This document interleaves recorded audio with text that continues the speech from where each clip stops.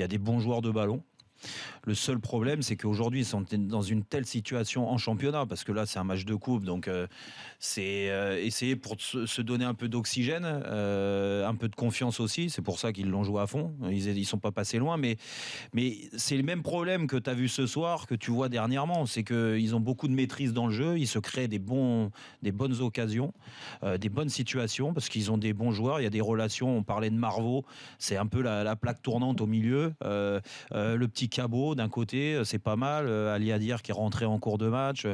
Après, les attaquants, le problème, c'est qu'ils manquent d'efficacité et que quand tu marques pas, tu tues pas sur tes moments forts, sur tes temps forts. Et ben, quand tu as des temps faibles, le problème, c'est qu'à chaque temps faible qu'ils ont, ils prennent un but. Alors oui, je veux bien qu'il y a Siani qui a de l'expérience, mais quand tu vois la qualité du match de Siani encore ce soir, je me dis que l'expérience, c'est pas ce qui sauve Lorient. Au contraire, ça met plus en difficulté la défense lorientaise à travers ses prestations qu'autre chose. Et malheureusement, j'ai peur qu'il soit trop joueur pour rester en Ligue 1.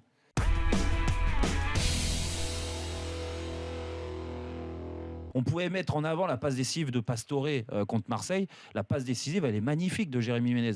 Des joueurs de talent, il n'y a que des joueurs de talent qui arrivent à doser dans ces cas-là, parce que là, il faut vraiment être très fin.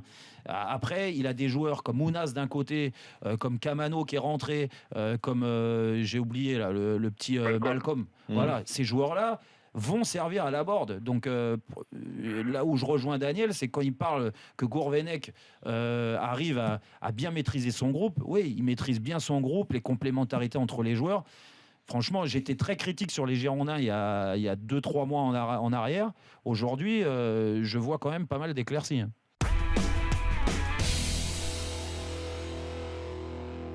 Je maintiens, c'est mon credo depuis toujours, cette histoire de potentiel, ça ne signifie rien.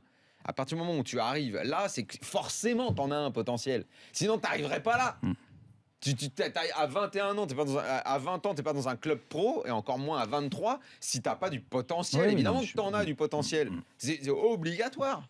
Mais après, c'est l'éclosion, la façon dont tu vas bonifier ce potentiel, ça, c'est puis accepter. C'est autre chose. C'est pour ça que ça ne sert à rien, ce que tu as dit. Je précise juste, c'est Ouattata qui nous le rappelle. Ancelotti, quand il arrive au PSG, compare Bodmer avec Seedorf et Pirlo. Oui, bien sûr. Mais ouais. Mais parce que moi, je te le dis clairement, je pense. Alors, Pirlo, c'est pour ça encore que ces comparaisons avec les noms.